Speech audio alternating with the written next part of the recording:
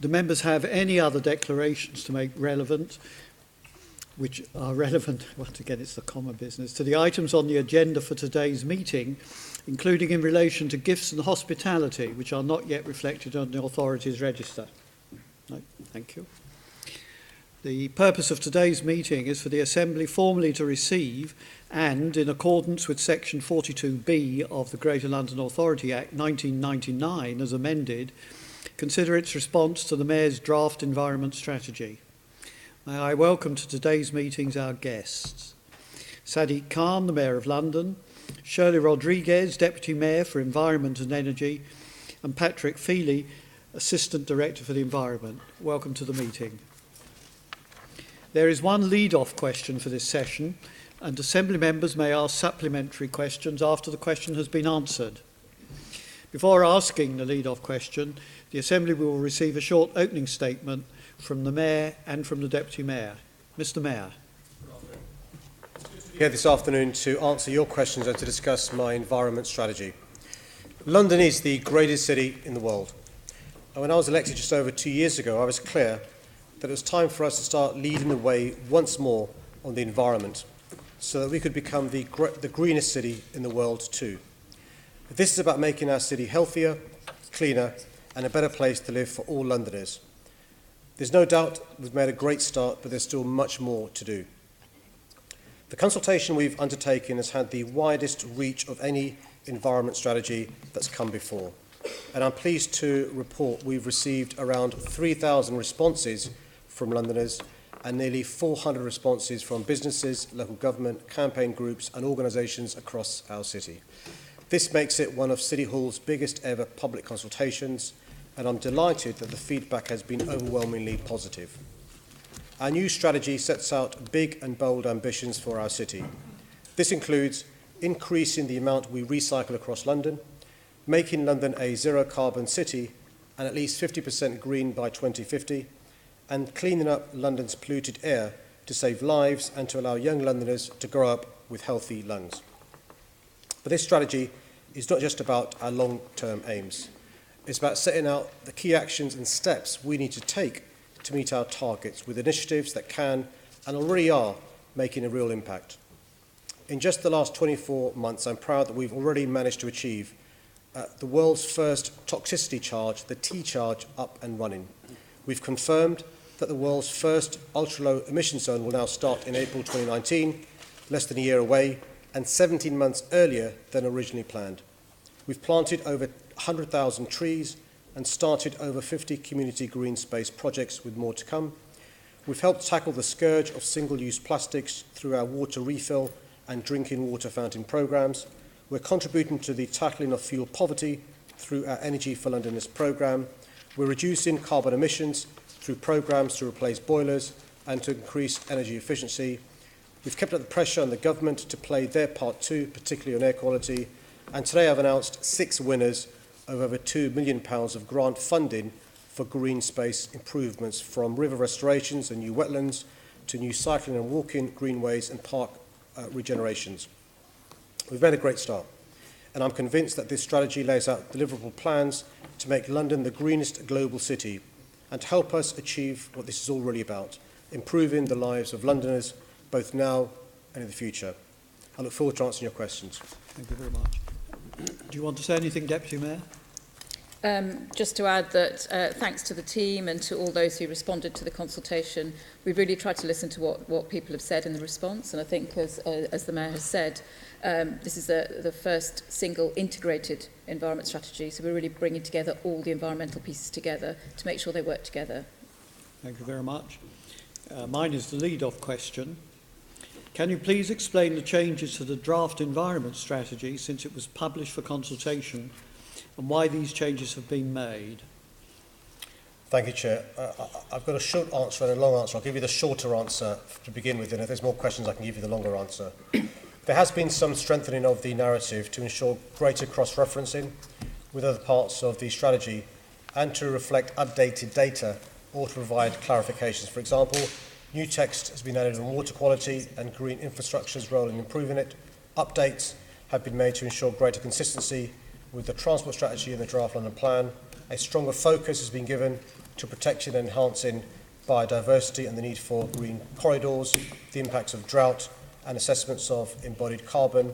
Further clarifications have also been provided, for example, on our targets for solar, and that rivers are part of our approach to green infrastructure, and that no further incineration is needed in London.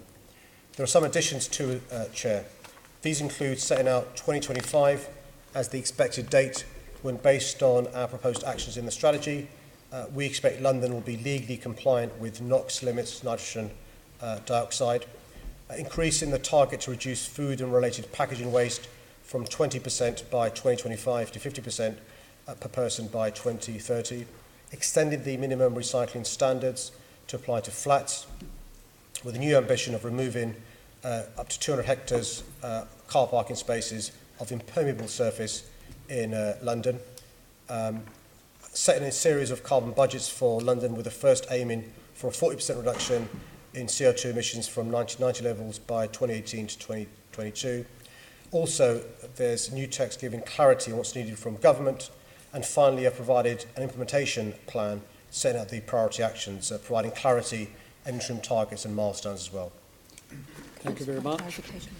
We have questions from each group as tabled in the agenda, and therefore the first question comes from Assembly Member Cooper. Chair, before Assembly Member Cooper jumps in, I just want to clarify the 200 hectares that we're removing of impermeable surface in London is equivalent to that number of car parking spaces. We're not proposing to remove car parking spaces. Okay, thank you very much. Assembly Member Cooper. Thank you very much, Chair. And can I also thank all of the staff who've worked so hard on this, and a number of the changes obviously have come from members of the public, but I'm also pleased to say as a member of the Environment Committee that you've taken on board in some of the changes, a lot of the things that we were calling for. Something that has been subject to obviously quite a lot of discussion, and you had a not-for-profit energy company in the original manifesto, is whether or not we should move immediately to a fully licensed energy company. Do you think that pursuing a fully licensed energy company would delay the implementation of the Fuel Poverty Action Plan, which, as you know, is something I've asked very regularly about? Yes. I'm just giving you an idea of the challenge we face. You'll know this from your expertise, but 10% of Londoners are living in fuel poverty, and the number of households with children living in fuel poverty is, roughly speaking, 120,000 households. And so the challenge was to do something as quickly as we could that would help these families address the issue of fuel poverty, would have fairer energy prices, but also have similar environmental outcomes, which is the aspiration behind moving towards the energy company. So the option was fully licensed, riskier, costlier, the delay, or to move to the approach we've taken. We've issued a tender now for an energy supply company to work with us. And I looked at how long, for example, it would take if we didn't go down this route. I looked at licensed lights. Licensed lights is a good comparator.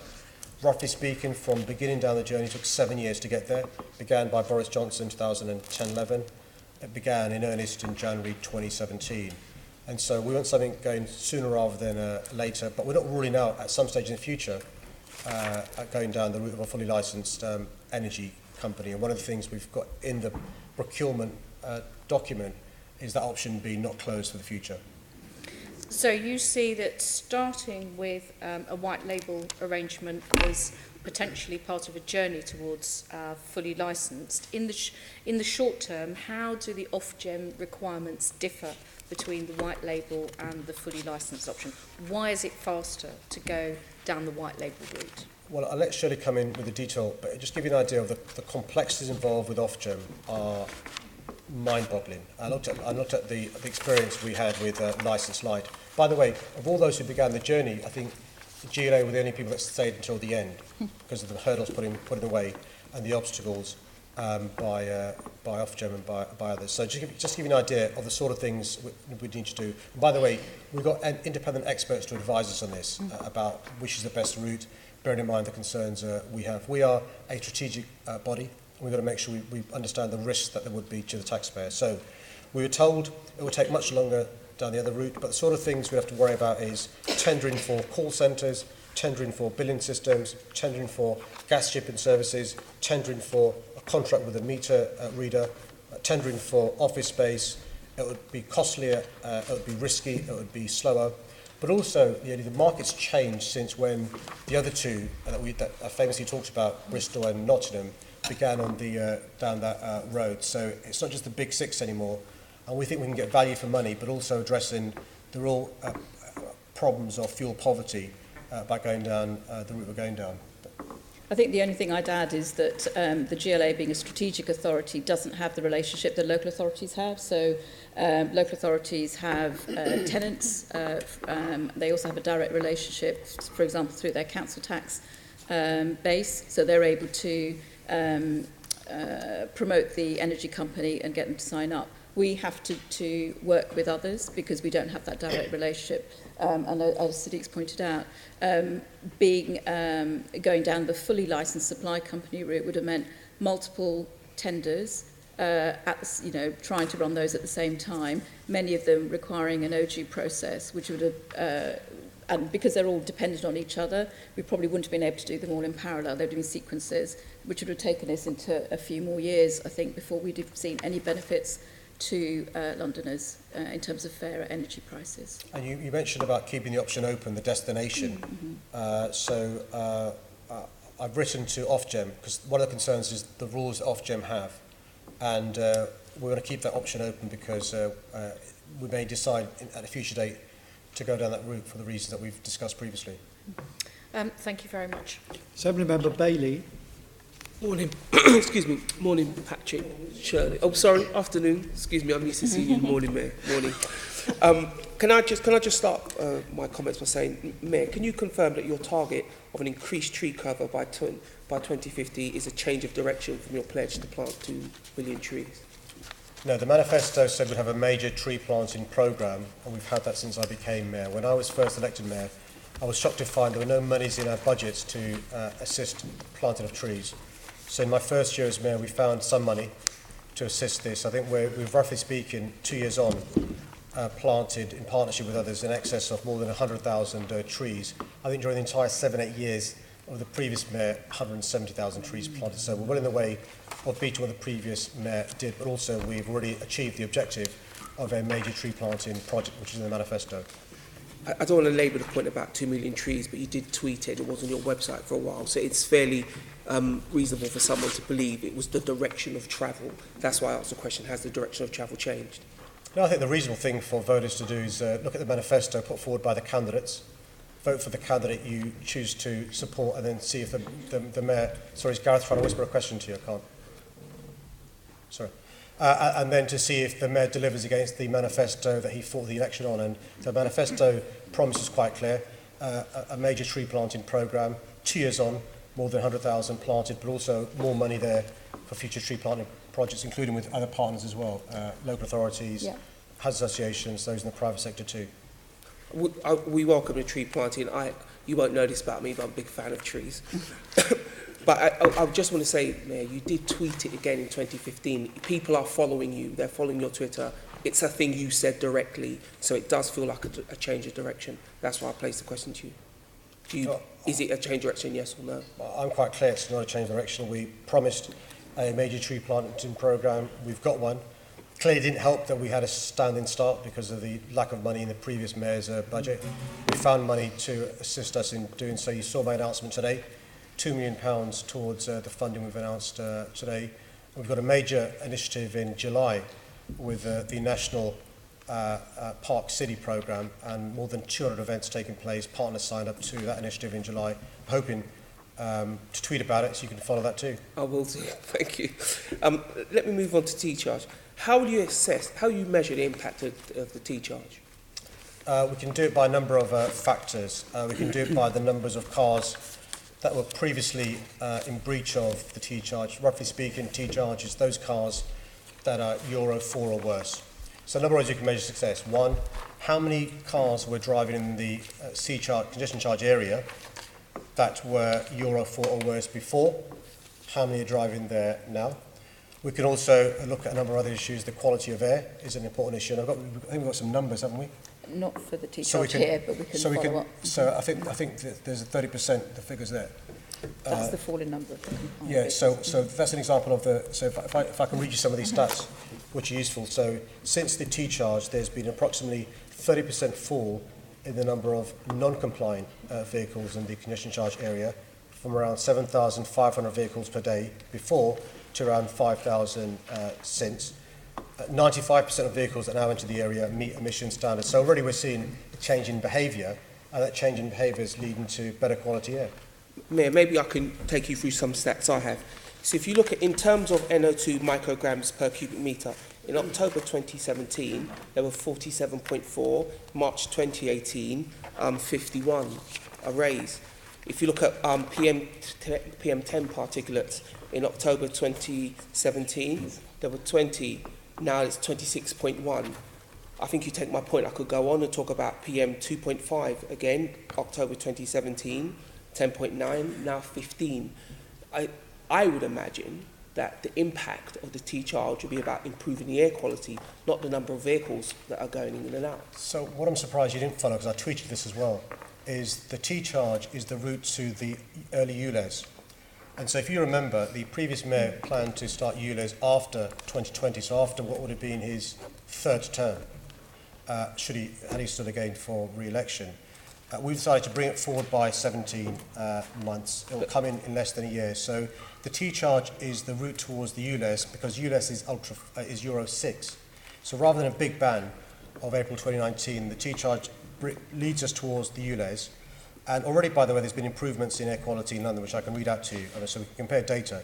So I can read out some of the improvements in... Let's not go through the day. You and I can have that conversation offline. But right here, right now, you were talking about the ULEZ, which is nothing to do with the T-charge. No, it is. They're linked. Well, hold on. Well, I would disagree, because the zones are so much larger. But right here, the question is the impact with the T-charge, as it stands now, the science would point to a negative impact. Sure. Well, let me explain. What are you going to do about that? I think it's really important that assembly members are tasked with the facts. So the ULEZ area from 2019 will be the same area as the T-charge now, which is currently the congestion charge area. So I think you might have misunderstood that. Sorry, but that doesn't discount the point that the impact of the T-charge right here, right now, since you introduced it, has been a negative impact. What are we going to do about that?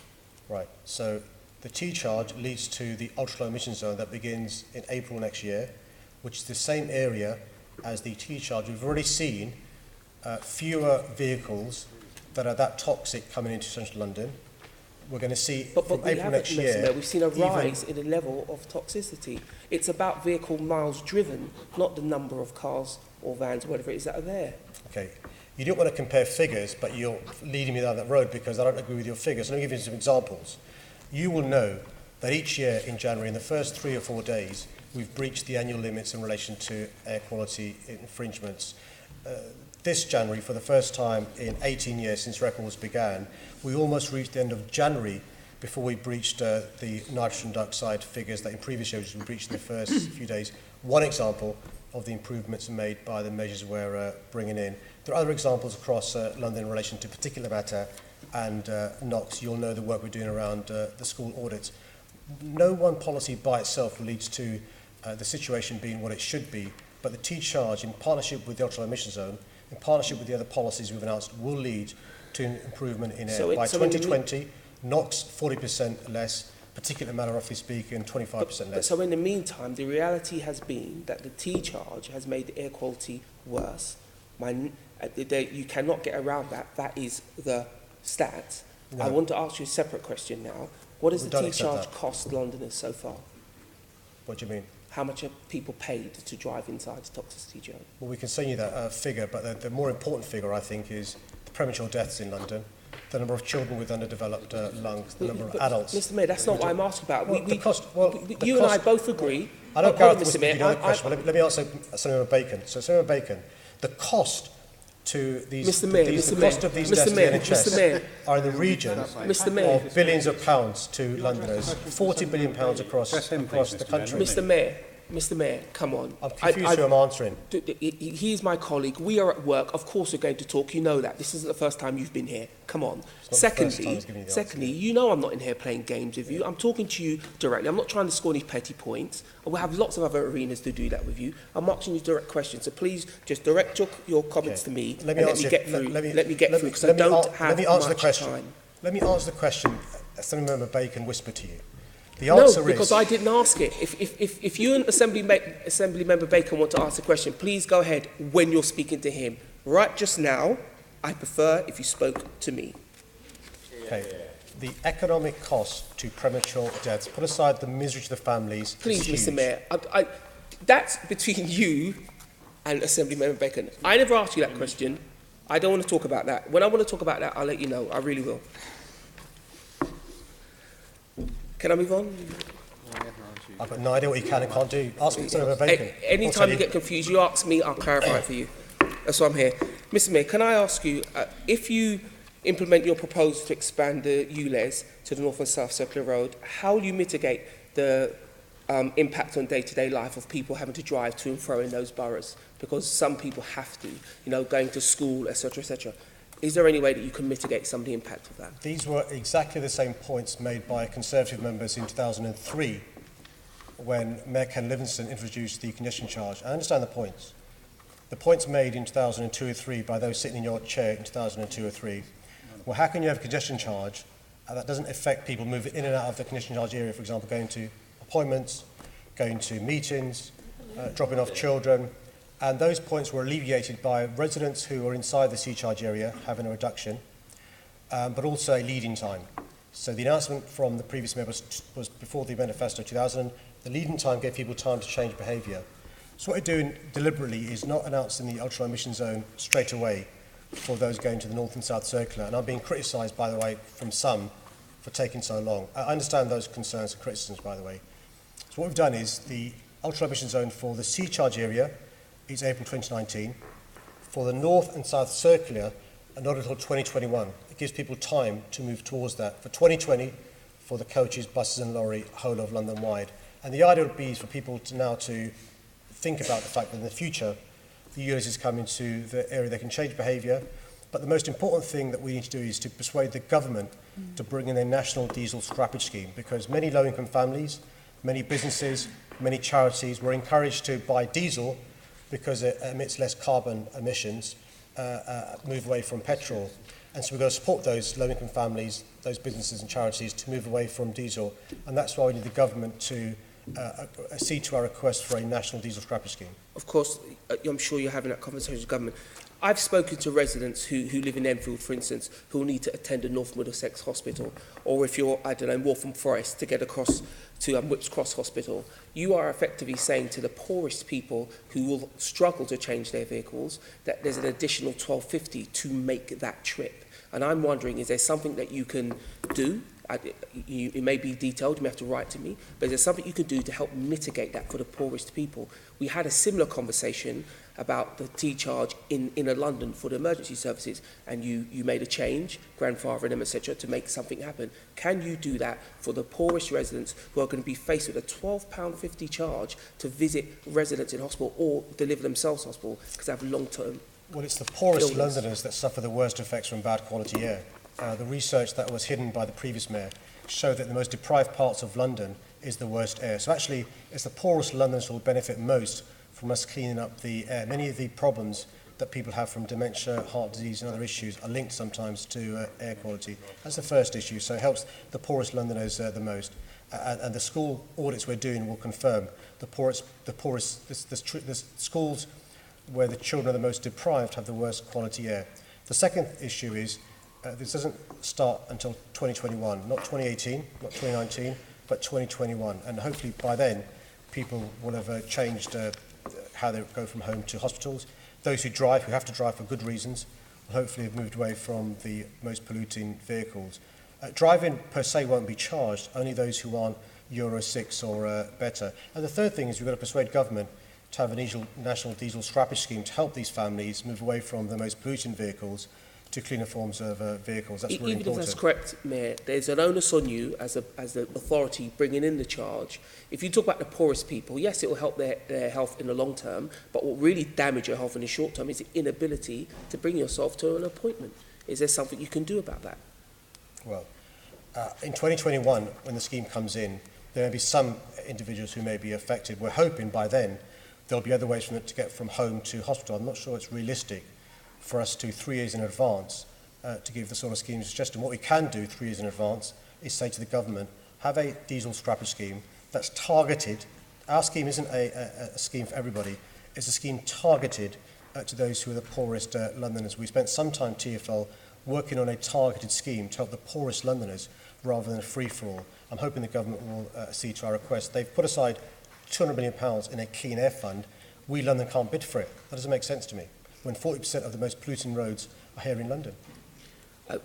Mayor, you could start the thinking now for 3 years to how you can help those poorest families. But that's enough from me, Chair.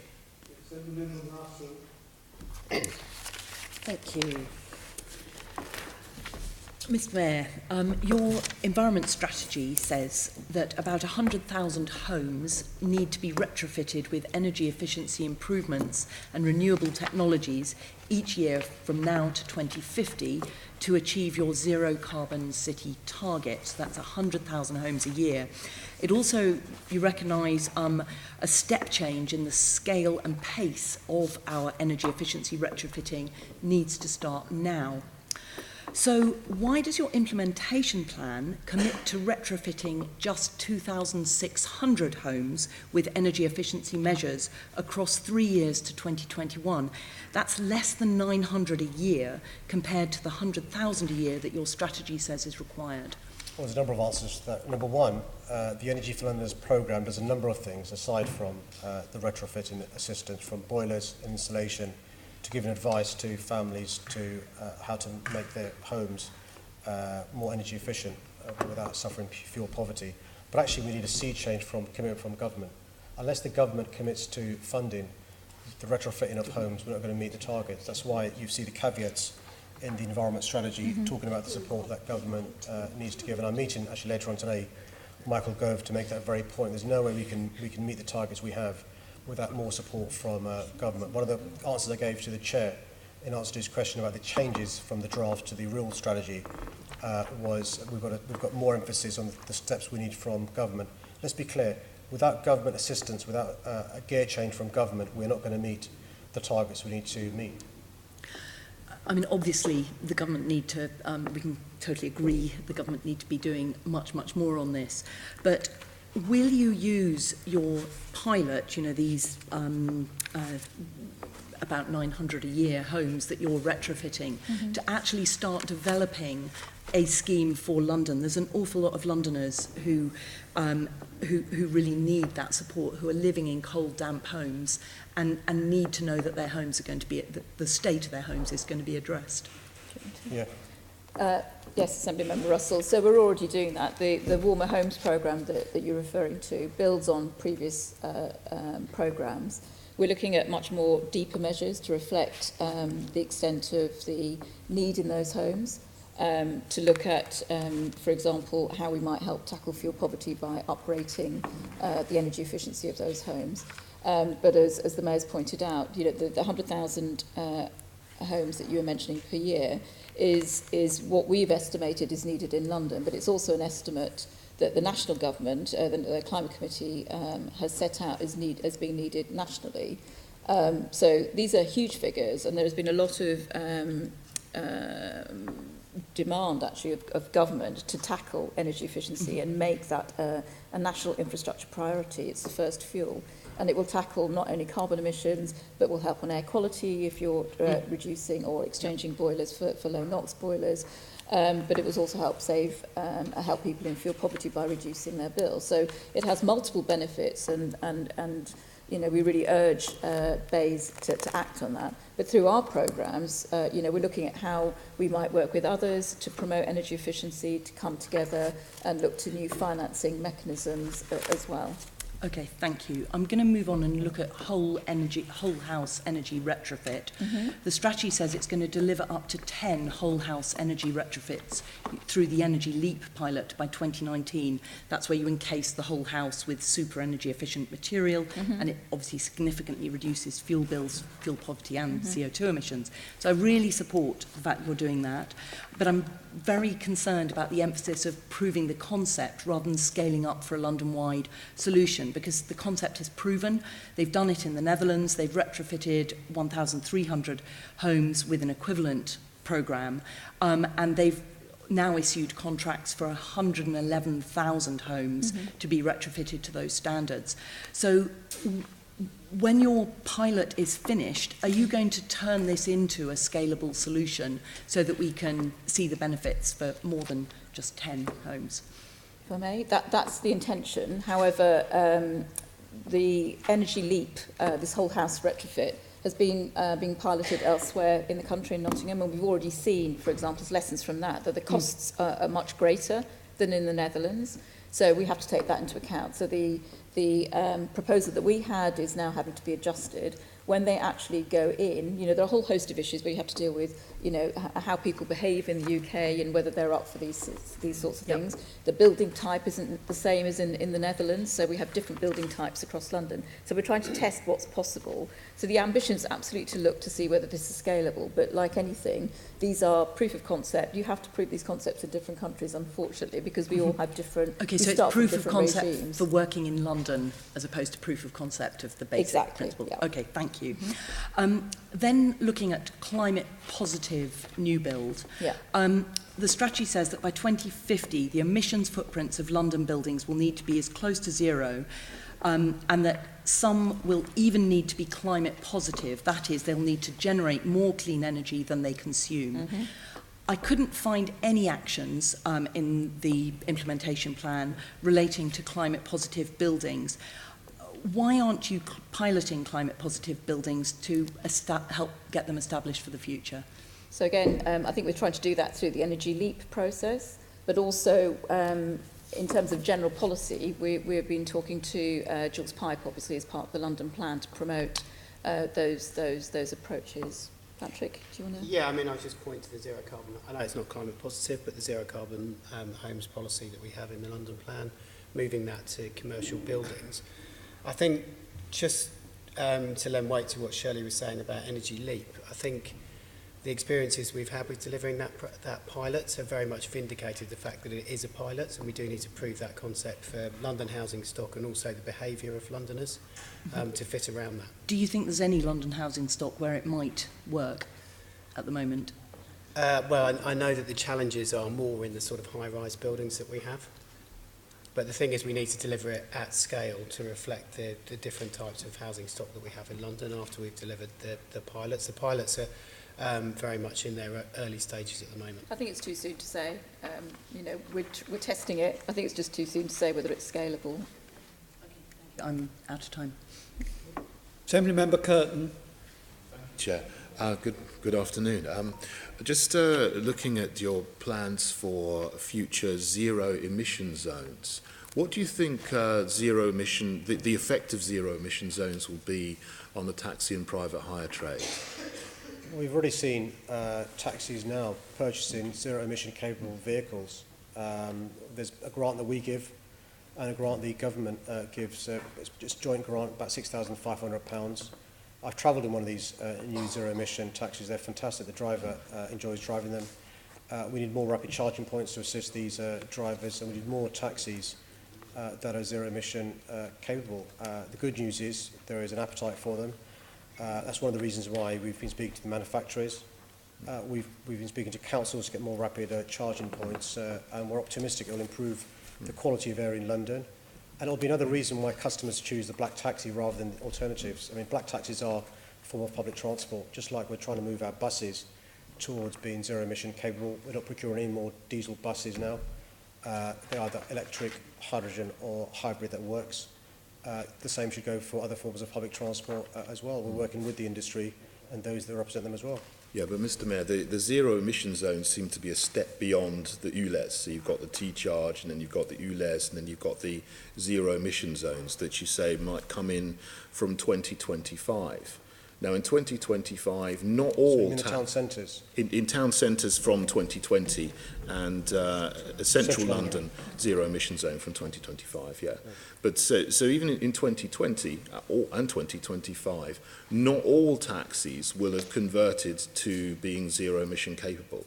So will you be giving an exemption for taxis so that they don't have to pay any charge until they roll round in their 15-year cycle? Because, you know, taxis, there's a 15-year lifetime in the licence of a taxi. So someone who perhaps bought a diesel Euro 6 engine taxi in 2017 won't have to change until 2032 because there's a 15 years life on that. Will you be giving an exemption to those taxis to drive in the proposed zero emission zones so that they're not financially penalised? No, there aren't plans to. The zero emission zones for central London is 2025. That's 7 years away. But there'll still be some taxis after 2025 which will be Euro 6 diesel. You'll be aware that the ultra-low emission zone for the C-charge area begins in 2019, which includes that central London. And so I'm optimistic by the time in the future when you've got more low emission zones, zero emission zones, many of the taxis will have changed to the zero emission capable taxis. We're seeing already a huge appetite from the taxi trade. The announcement from the government, which I welcomed in relation to road tax assists as well, in relation to how they're categorised. And we need to give more carrots to black taxi drivers to move away from harmful diesels to cleaner forms of taxis which do exist. Mr Mayor, I would challenge the fact that there's been a huge uptake of zero emission taxis. I mean, I think it's less than 1,000, much, you know, just a few hundred. Interest, but in the number of purchases, has been down in less than 200, I think, so far. And I think you would like to see 9,000 convert within the first 2 years. I very much doubt that's going to happen. And I think the money that you're providing, I think it's about 42 million or something in your fund to help taxi drivers convert to zero emission capable, will only fund 9,000. It won't fund a whole fleet of 23,000 taxi drivers. So there will be some financial penalty to taxi drivers unless you give some exemption. So I'm just asking you, have you thought about that? Have you thought about the financial implications of this for taxi drivers? So I think it's 9,000 in 4 years, by the way, not 2. But the government strategy is published soon. I think it's... So the government's going to publish its Road to Zero strategy, which is going to set out how the country's going to move to zero emissions. The government has already talked about no more ICE, internal combustion engines, vehicles from 2040. So this is all part of the move to zero emission. So this, as the Mayor said, you know, these are things that we are starting to set the pace on in London, but we need government to set the regulatory framework and to provide us with the funding and powers to provide the supply chain, manufacturers and so on. The zero emission capable taxi example that the Mayor gave was an example of policy driving a new industry that came, unfortunately, not in London, but is helping our friends in Anstey and Coventry, creating a new taxi that is being sold now internationally, so a whole new industry. So okay, this is going to bring us huge opportunities for the country. I understand the government might print a paper soon, but I'm asking what you are thinking as Mayor, because you're going to set the policy for charging vehicles in your own zero emission zone. I mean, the government isn't going to say, oh, the Mayor of London is going to do this. That's up to you to say. So I'm just asking you if you've actually thought of how this is going to affect taxi drivers, particularly those who aren't going to move away from having a Euro 6 diesel taxi engine and after 2020 or 2025, because they don't all have to change until 2032. Well, look, I think councils will designate their town centres zero emission zones. They understand the challenges we face. Central London, we hope to be a zero emission zone as well as in the central part of London. and I think it's really important that we do so. We've deliberately telegraphed our intention to do it some years in advance for the Central London area that you're referring to. The T-charge, we were told there'd be concerns. But that doesn't answer the question as whether taxi drivers will have any financial penalty, whether you've considered giving them an exemption for the zero emission zones. So I think we're talking at cross purposes. The charges to pay are for the ultra low emission zone that begins in 2019 in the C charge area, North and South Circular 2021. So I'm not sure what charges you refer to, because those are the charges that already we've announced, and the answer is that we're encouraging taxis to move to zero emission capable. You'll be aware that many taxis are interested in doing so, and we're going to entice and encourage more to do so as well going forward. Diesel vehicles that are old diesel vehicles are toxic and they're polluting. We've got to encourage people to Well, I was talking about Euro 6, not the Euro 1 to 5. And Euro 6 don't produce as much pollution as the earlier Euro 5, Euro 4, particularly Euro 1, 2 and 3. I know they're highly polluting, but Euro 6 are much less polluting. Okay, Euro 6 are ULEZ compliant, so I'm unclear what point you're making. Yes, I think time's up. I think you asked the same question 7 times in various ways. Trying to get an answer. We had the same variety in the answers as well. Now, please, Assembly Member Pidgeon. I've been through your environment strategy, and the words Enderby Wharf do not appear once, but I find this quite odd because if Enderby Wharf goes ahead without onshore power, it has been estimated that one ship alone will emit the same toxic diesel fumes as around 688 lorries. So this is going to seriously impact Greenwich and Tower Hamlets, 2 places where there's already high levels of air pollution. Now, 2 years ago, you stated that I think neither the council nor the residents or the local businesses wants there to be this massive cruise liner putting out bad fumes in the area. I look forward to working with them and seeing if we can get some resolution. So you promised you'd do all you can to help. So exactly what have you done on this issue when it's not mentioned in your environment strategy? I still have concerns about Enderby Wharf, and I'm surprised you're not aware of the rules around that particular site and who's responsible. Let me tell you who is, because you clearly aren't aware. So it's a local council issue. Unless you're suggesting I take powers away from councils, which I can't do. The local council gave permission for this wharf, and I've expressed my concerns about this. I've also expressed my concerns around the River Thames not being within our purview. The Port of London Authority are in charge of the River Thames. We've got this situation where an application was given permission with this inverted commas planning gain section 106 wharf, which I think is bad for air in that part of London. It's a Port of London Authority and council matter. I've been talking to all the relevant parties over the last couple of years, and I will not stop talking to them. I'll meet with the new mayor shortly to discuss my concerns, the new leader, the new leader of Greenwich, to discuss my concerns around this, because it will lead to all sorts of problems in relation to generators, in relation to the residents nearby, in relation to those who are on the cruiser ships, by the way, as well. And I think this hopefully is an example of us using the bully pit of City Hall to persuade people to do the right thing, because I was surprised, as you were, when we saw this permission being granted, but I'm hoping that a new leader of Greenwich will understand the concerns City Hall are making, I think on a cross-party basis on this issue. So it's not in the strategy, but separately you are trying to make representations to get this changed? So it is in the strategy in that we've highlighted river emissions and the need for powers to be given, or the simplification of the regulatory regime. Because this is retrospective, you've not put it in the strategy because it's already got No, it is in the strategy. I think there's a list of areas that we're asking government to give to tackle, like a new Clean Air Act and so on.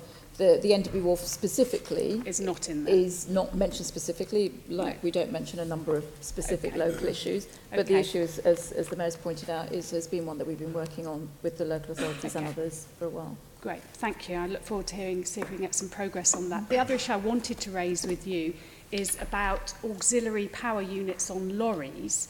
It's incredible that lorries that pollute diesel engines have polluting engines for refrigeration when alternative engines do exist, and also they're allowed to use low-tax red diesel. I'm wondering if you could briefly set out what steps you will now take to ensure such lorries on London's roads have cleaner auxiliary engines. So we've been working with Transport for London on what we might be doing. So on red diesel, for example, we've been lobbying government to change the taxation rules, and we understand that they are starting to do that, and they have been doing. We've been lobbying hard for the government to make some of these changes in terms of cleaner air, powers devolution to the mayor, for example, Clean Air Act and so on. And on auxiliary engines, we have been talking to Transport for London about what help they might offer, demonstrator projects and so on with some of those companies. There are some companies that are starting to look at this. I think Sainsbury's might be one. I'd need to write just to confirm that with you. But it is an issue that needs to be tackled. Right. Yeah. Thank you very much. There's now a free-for-all, and it looks as though it's only going to be between Conservatives and the Labour Party. And the first question in the free-for-all is from Assembly Member Eshalomi. Thank you, Chair. Mr Mayor, you mentioned some of the illnesses associated with really bad air quality. And as you know, buses play a major impact on that. You only have to stand on Brixton Road and, breathing in the fumes there, where every year always breaches the regulated amount. So your cleaner buses has made a big impact in actually tackling some of the air quality. Could you just give me an update on the figures for the first one you introduced in Putney in terms of how that's addressing the air quality in that area? Yeah, thank you. So in Putney High Street, where the first low bus emission zone was introduced, we've seen a 90% reduction in hourly breaches and a 40% reduction in NOx concentrations, nitrogen dioxide. In Brixton Road, where we began the second low emission bus zone, the figures aren't starting later. They're not as exact, but we think there's been an 80% reduction in hourly breaches so far. So that's a massive progress we've made, and we've also retrofitted 1,000 buses, and also we only buy now electric, hydrogen and hybrid buses as well. So there's a big improvement already in those two areas, and other parts of London also benefited from the T-charge, cleaner buses and taxis as well. That's great. You did highlight that you're going to introduce in a total 12 zones across London by 2019. Are you still on course to hit that target? Yeah, I think I can tell you the next one. The next one's going to be Lewisham, and so we've got a list of the various low emission bus zones, and the idea is to make sure we've got the buses to go to the zones, not simply moving them from the low emission bus zone to somewhere else. We don't displace them, but we want cleaner buses all around. So we're on target. It's part of the plan going forward, and we're confident we're going to do that. And just finally, on buses, one of the key things that keeps coming up for the buses that are not in that zone is around some of the buses that sit idling near bus garages. We have a big problem with a big depot in Campbell Green. What more can you do in terms of discussions with the different bus operators to ensure that they're not leaving those buses idling?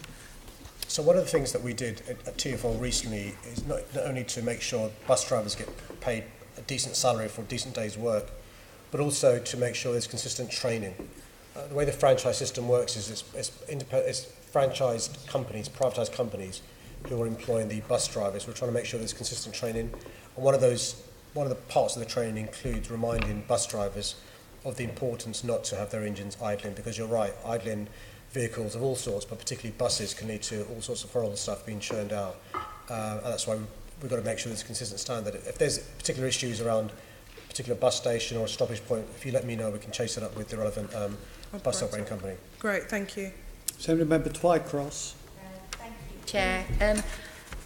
Are you disappointed, Mr Mayor, with the Department for Environment, Food and Rural Affairs announcement that it will not be pursuing a national diesel scrappage scheme? I am. And what is sort of salt in the wound is that there's been an announcement of a new clean air fund of £220 million. And by the way, London taxpayers are contributing towards this. We know that 40% of the most polluting roads in the country are in London. We know the figures in relation to premature deaths and the issues around poor quality air. Yet we aren't allowed to bid for this clean air fund money. The government accepts that that money can be used elsewhere in the country for targeted local scrappage schemes, but not in London. That seems to be unfair. Another example of the government's anti-London bias. Thank you. And Mr Mayor, the government has said that a scrappage scheme doesn't offer value for money and is not deliverable and could be open to abuse. Could you explain how your proposal for a National Vehicle Scrappage Fund that was published in February last year would have addressed those concerns? Well, the Chancellor had legitimate concerns about a scrappage scheme that would be seen as, in inverted commas, a windfall for some people. So if you're changing your vehicle anyway, you've got this subsidy from the taxpayer, and the government was concerned we were given a reward for somebody who's going to change their vehicle anyway. So Tearful went away and devised a scheme that would be targeted towards low-income families, targeted towards small businesses who are struggling, targeted towards charities. A costed scheme, so it's a targeted scrappage scheme, which we took back to the government, who so far haven't been persuaded about the need for it. The government's response is, at the moment, is manufacturers already are giving discounts. So manufacturers, if you buy a new diesel vehicle, if you buy a new vehicle, will give you a discount for the old diesel. That doesn't help the poorest families, and so we need to persuade the government that the scheme we've put forward of a targeted scrappage scheme will help the poorest families. And if people are genuinely concerned, as they claim to be, for poorer families across London, you'd expect them to be lobbying publicly and privately for a targeted national diesel scrappage scheme that includes London. I've seen no evidence of that. Thank you. And other than a financial incentive, how else can you and will you encourage people to switch to more sustainable modes of transport? One of the things that's been remarkable over the last couple of years is the number of parents who approach me because their children have lobbied them. It's quite remarkable, this bottom-up power coming from children to parents, or to uncles and aunties, saying, you know, what about the walk to school? I remember Nikki and I discussed the walking to school actually 2-3 years ago. We were encouraging children to walk to school, but they're walking down roads that are probably more polluting than actually being driven to school. And so that's good. This pressure from Londoners is really important. So and that provides an incentive to mum, dad, carer not to buy a vehicle that is polluting. We've also made available on the website a vehicle checker. One of the problems in this area is people don't trust, you know, because of Dieselgate and other reasons, what manufacturers are saying.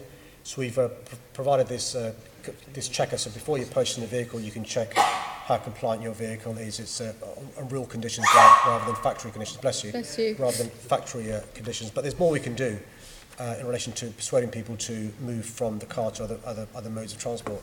Freezing TfL fares for 4 years. You and I have discussed at Mayor's Question Time the cost of living in London. Yeah. By freezing the fares, we make it easier for people to move to TfL buses, trams, London Overground as well, but also and the tube, but also the unlimited hopper fare means that you can change buses more than once, 2, 3, 4 times within an hour, and only pay the additional fare. And the final part of the equation is obviously the work Will Norman's doing with Val to have it easier and safer to cycle across London, but also it can't be pedestrians versus cyclists. That's why Will is a walking and cycling commissioner, because we've got to think about how we design streets so people don't feel cyclists are ganging up on pedestrians or vice versa. And it's really important that we respect both. Thank you. Assembly Member Copley. Thank you very much, Chair, and good afternoon, Mr Mayor, Deputy Mayor. First of all, I wanted to say I was very pleased to see that you strengthened the minimum recycling service targets to include flats in the final strategy. But my question follows up from Assembly Member Russell's question on sort of energy efficiency and fuel poverty. There are around 82,000 privately rented properties in London that are associated with excess cold. This Assembly has passed a motion welcoming the government's minimum energy efficiency standards, but expressing the view that the cost cap to landlords should be doubled from £2,500 to £5,000, and I'm pleased that's something that you've supported as well. Do you agree that while the Environment Strategy and Fuel Poverty Action Plan goes some way to reducing fuel poverty in London, we also need the government to take action, for example, around these minimum energy efficiency standards? Well, thank you. I think, by the way, we're right to welcome the progress from the government in publishing these standards. I think our point is it can go even further. And you mentioned one of the ideas of yours that we pinched in relation to doubling the cap. I think very good idea. The proposed cap of £2,500 is not enough. It should be increased to £5,000. to improve many of the worst homes. We've asked the government to close the loopholes. As you know, tenants are suffering fuel poverty because of actions not taken or taken by the landlord. But thirdly, one of the things that we've realised, speaking to councils of all political persuasions, is they've not got the resources to enforce the standards. And so there's a real challenge here to giving councils the resources and assistance they need to enforce these standards. And one of the things that we're trying to encourage are more licensing schemes, because licensing schemes is one way for a council to very easily make sure a landlord is abiding by the standards. And unfortunately, the government's not devolving to us the powers to have more licensing schemes, but we're hoping that more local authorities across London have licensing schemes, because it's a way of raising standards, particularly those private tenants struggling with bad landlords. I do think it's a great shame that the government have given the Secretary of State the power to veto boroughs bringing in their own licensing schemes. I mean, if that's what they mean by localism, I think it's rather strange. In terms of the consultation that the government have been doing on minimum energy efficiency standards, I mean, the consultation closed in March. Do you have any sense yet as to what decision they're going to make on this cap, and indeed when they're likely to make a decision? Well, as a politician, I'm not aware of it. I'm not sure if Patrick's been speaking to officials in relation to any sort of shoots of... We're not aware of yet. I mean, there's some other things I just wanted to cover that we wanted in those standards. So, for example, they don't cover homes of multiple occupancy, and we have the highest number of those in the UK. So we push quite strongly for those to be in there as well. I mean, these kind of measures are essential to delivering that 100,000 target that we talked about. So this is the kind of what you see in the environment strategy. We're trying to deliver sort of lower carbon homes, hit the environmental targets, but at the same time hit the sort of social and health benefits as well. Thank you. I hadn't quite finished, Chair. Sorry. Very, very quick though. Thank you. Just one last question. I wanted to turn briefly to the Renew programme. You say in your strategy that lessons learned from the Renew programme will help inform successor programmes. What plans do you have for a successor programme? So we've already started the successor programme, which is the Warmer Homes programme. So the lessons from Renew were, for example, when people were putting energy efficiency measures in, they were put in a boiler or window insulation, but actually what was needed was some ancillary works that would make the boiler work better. So sometimes some damp proofing, looking at some ventilation issues. So we've upped the amount of funding that is available per house nominally, so on average. I think it's doubled. So to allow for those measures to be taken in so that we have the best possible environment for people, you know, so not only for their health, but also from their, in terms of reducing their bills. And then similarly, the lessons that we're learning as we go ahead with this scheme are feeding into some of the work that we're doing through the Energy Leap programme, which is the whole house, much deeper retrofit.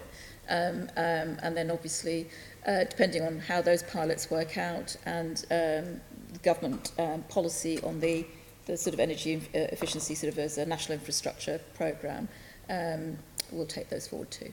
Thank you. I have finished now, Chair. Okay. Now Assembly Member Small. No, thank you, Chair. I'd like to ask about tube noise. Mr Mayor, on rail traffic noise, your strategy says just over 525,000 people in London are affected by rail traffic noise above the recommended levels, provided as a guideline by the World Health Organization. I think it's interesting to note that your environmental strategy refers to the WHO guidelines, which I think is 40 dB, whilst Tearful refused to accept that as a benchmark to which they should work. Proposal 9.1.2.A of the strategy says you will work with Tearful to monitor and manage the noise impacts of tube and rail services, especially the night tube and other nighttime Tearful rail services. So how will you meet the aspirations set out in the environmental strategy to reduce the amount of tube noise experienced by Londoners? Thank you for the question. The answer is invested in track improvements. So Tearful are spending £200 million a year on track improvements. This includes a dedicated budget for targeted works to reduce noise and vibration, replacing rails, removing joints, new track fastenings to improve the noise on the network. My expectations of Tearful, and they're under no illusions, is to focus its immediate efforts on mitigation work. I think Senator Devonish, Senator Prince, Senator Arnold, yourself and Senator Cooper have all brought examples of residents whose lives have been made intolerable, and we need to do our best to resolve that. In relation to the particular example we discussed last time, Kentish Town, we went away and did some work in relation to the points that were raised by your residents. Tearful, I'm pleased to say, have begun installation of resilient track fastenings at Kentish Town. They're looking to install 2,600 pieces of track fastening as part of this work, and will finish this in August, which you'll appreciate is very fast in the context of previous pieces of work. They've recruited, one of the suggestions was to recruit more people to do this specialist work. There is an additional team of 12 engineers and track specialists who are working through the night to ameliorate this, and that includes retrofitting rubber buffers. The good news is the new tracks that are laid down have this on already, but obviously when you retrofit the older tracks, they've got to be installed separately. But you're right to remind me, and I'm sure Tearful are watching this, of the misery it causes residents not being able to sleep as a consequence of the tube network. Well, the number of complaints over tube noise continues to increase dramatically. As far as the Northern Line is concerned, usually from long-standing residents who had not previously experienced tube noise disturbance before relatively recent changes by TfL, including the new track, which is different profile on concrete sleepers. The noise increase seems to be due to a combination of factors, including the new track profile fixed to concrete sleepers, the increased corrugation at key places near stations due to automatic train braking, exactly the same point, and faster trains. But TfL don't seem to be able to mitigate it either promptly or very well, because the track fastenings don't seem to be doing the trick as far as Mornington Crescent is concerned, for example. So will you ask your new Deputy Mayor for Transport to meet with me and Northern Line neighbours in situ and very soon, so she can hear the noise for herself and work out what can be done to sort it out? The complaint, of course, the Deputy Mayor will meet with some of the members, as is always the practice of all Deputy Mayors. What the experience we usually have is the works that TfL do, after a number of months, the benefits are lost. And so I'm not aware of the improvements being worse than things were before. But I'm happy to send the transcript of your representations to TfL to look into those, because obviously that's not good enough. The good news for your constituents is that the Northern Line is a priority area in relation to some of the works that need to be undertaken. But of course, I'll ask the Deputy Mayor to look into your points and to meet with you. I should say this, TfL have carried out, I think, almost 100 site visits to people's homes who are affected by noise to measure the noise, and they're going to carry on doing so for the worst affected homes. And of course, the Deputy Mayor will go along to those visits as well. Okay, thank you. Assembly Member Gavron. London to be zero carbon by 2050. Can you say how your London plan and the environment strategy are going to help us reach that target? Well, it's the environment strategy, the London plan, but also the transport strategy is a role to play as well. They're all linked in relation to making sure we get there.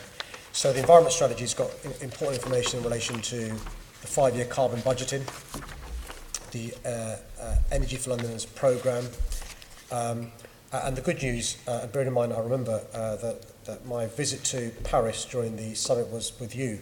The good news is that C40 have certified that our environment strategy is compatible with the goals of the Paris Agreement. That's excellent.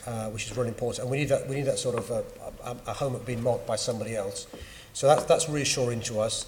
The draft on the plan has further information about how we can work to go beyond the government's building regulations, extending existing zero carbon targets for homes to new non-domestic buildings for the first time, ambitious energy efficiency targets as well for new builds.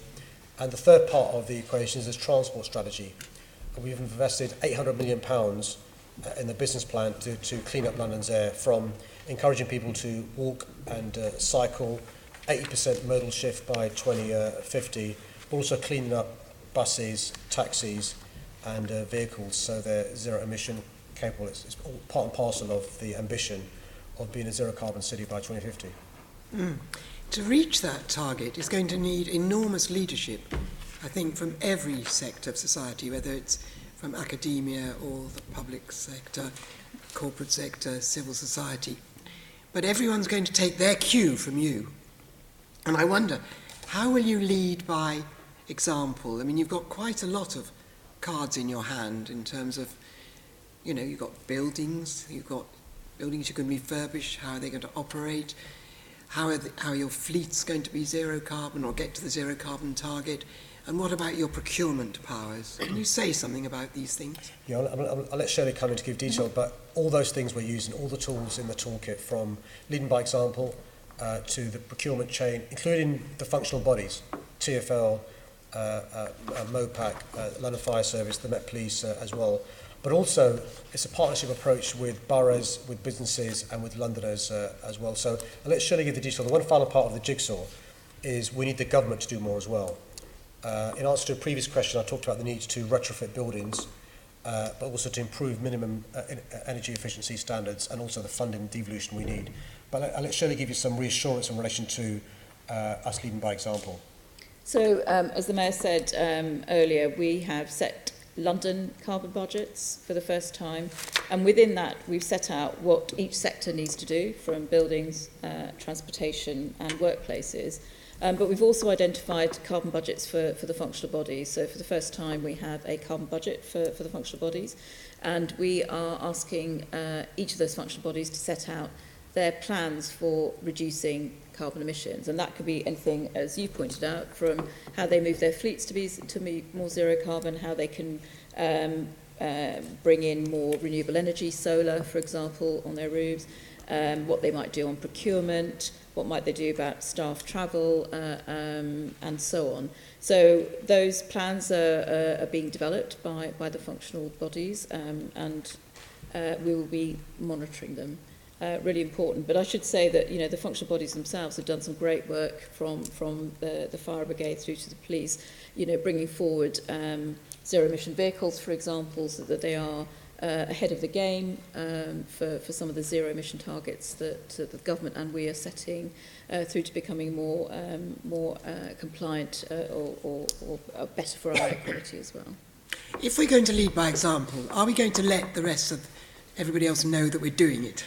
How are we going to do that? Of course. So we will regularly report, regularly update through committees like the Environment Committee, for example. We've published an implementation plan, so some of the actions are within that, and we will, you know, through the business planning process, report progress on how we're meeting those targets. Right. Can I say, we don't underestimate the willingness of Londoners to be part of the solution. I think it's not true to suggest that Londoners don't understand the challenges and they understand the need to move to a zero carbon city. I think that's absolutely right. I was just thinking about all those public buildings and so on, and the huge convening powers you've got. I've got one final question, which is that I think it's really good, if I've got this right, that by 2019 you will have extended the zero carbon target to all buildings. Have I got that right? Yeah, so the zero carbon homes policy... At the moment it's just for zero carbon homes. You're going to extend it to all buildings. That's the proposal in the London plan, and obviously that's subject to the examination in public, but we think that's absolutely necessary. And this is an issue, I think, with the MCH. Well, I would agree with that, but one of the things, anecdotally, that we've heard is that already with the zero carbon homes is that the boroughs are finding it, or not all of them, but many of them are finding it quite difficult. Actually, they're struggling with the carbon assessments, the energy assessments. We talk about 35% reduction in carbon above the building regs, and then that's beforehand, and then afterwards they've got to actually say how much energy is saved on completion. And one-word answer will do, but can you find a way of helping boroughs to do this? Otherwise we're going to have another generation of buildings which are energy inefficient. Yes, we'll look for that. Okay. Thank you. Two more words: public practice, the work we're doing with town halls, with sending experts in and stuff. We're optimistic. Right, thank you very much. Well, I promise to be part of the solution by not travelling anywhere by aeroplane. Ever? And Assembly Member Prince. Thank you, Chairman.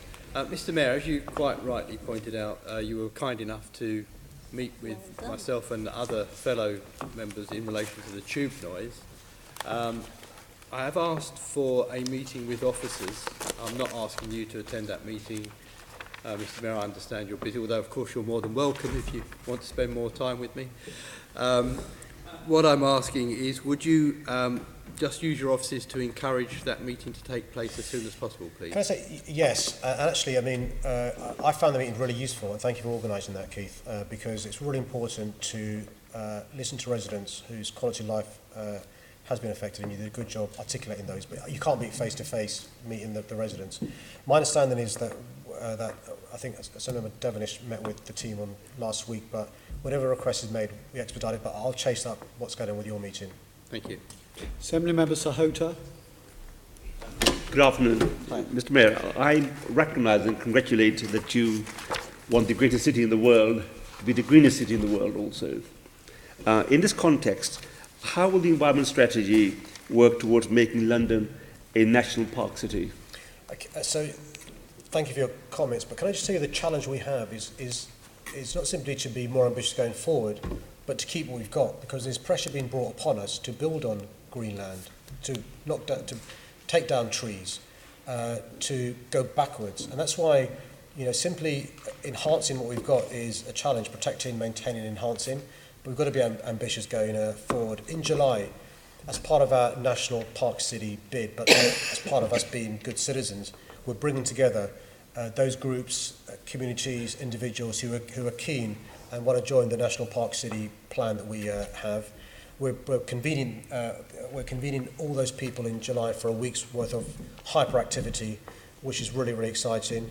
And we're doing stuff around green spaces, clean air, clean waterways, encouraging people to walk and cycle.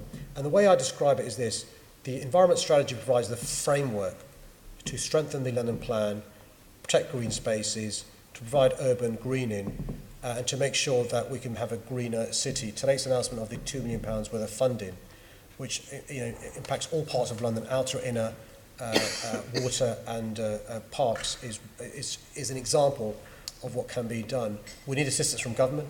By ourselves, it's going to be really tough. But the good news is a huge appetite from councils of all political persuasions, and so I'm optimistic we'll get there. The ask is, I think, 50% of London should be green by 2050. That's why the London plan is important. Green roofs, green walls, really, really important to use all the tools in the toolkit. I mean, making London 50% green by 2050 seems like a long way off. What targets are there on the way, and how do we know that we're making good progress in reaching those aspirations? Well, there are interim targets in place, but firstly, we aren't quite clear of the scale of things, so we're doing some work using digital, some really exciting digital stuff to map where we are now. That's taking place now, isn't it? That's right, yeah. So do you want to explain what the work... So we're using satellite imagery, so we're working with a company that's trying to get a much finer analysis of how much greening there is in London. What we've worked before is very rough data and imputed. So we're hoping, we already are pretty green in London, but probably greener than most people would expect. But so we think we'll get better data, which will provide a better baseline. And then in terms of moving forward, we've talked about how we will use, for example, London plan policy to drive more greening through green roofs policy, through the urban greening factors the Mayor has mentioned, bringing back through, for example, sustainable urban drainage, more green infrastructure, 200 hectares there, and so on. So we have a number of interim targets out in the strategy, but not just in this strategy, but also the London plan that will help that. Right. And given that we have a need to build 66,000 new homes in London every year, how will you ensure that the high levels of house building will not result in reduction of green spaces and in green parks in London? And that's really important. So the 66,000 target is an objective assessment of the needs of our city. Frankly speaking, we're not going to get there without government help. So that's the objective. Without government help, we're not going to get there. But we've got to make sure that we don't, in our quest for more homes, inadvertently cause problems, knocking down trees, felling trees, or concreting over gardens. So the draft London plan is quite clear about the expectations, if you want permission given. The boroughs have got to use the London plan. It should be published after the inquiry by 2019. Mm-hmm. That would be really, really important. Give me examples that cuts across even house building. If Tearful have to fell a tree, they'll replace it with two. Mm-hmm. And so there are things we're doing to make sure we use all the functional bodies at its maximum, but actually it's boroughs that give permissions for small developments that don't even come to us. That's why the London plan is so important. But you're right, we may inadvertently, in our interest to have more homes built, make London less green. That's why we've got to be ambitious to make sure we don't lose with the left hand what we're trying to gain with the right hand. Thank you, Mr. Mayor. Assembly Member Shah. Thank you, Mr. Chairman. Mr. Mayor, I commend your action to date in terms of tackling plastic waste recycling in London. When you look at the figures, this is even very important. Each year, Londoners buy around 1.2 billion single plastic bottles, and only 1/3 of plastic is recycled in home. Now, given this situation, can you tell us what more can you do to reduce plastic usage and increase recycling across the capital? Actually, I mean, the answer, thanks for your question and your comments. I mean, I think Nikki hit the head.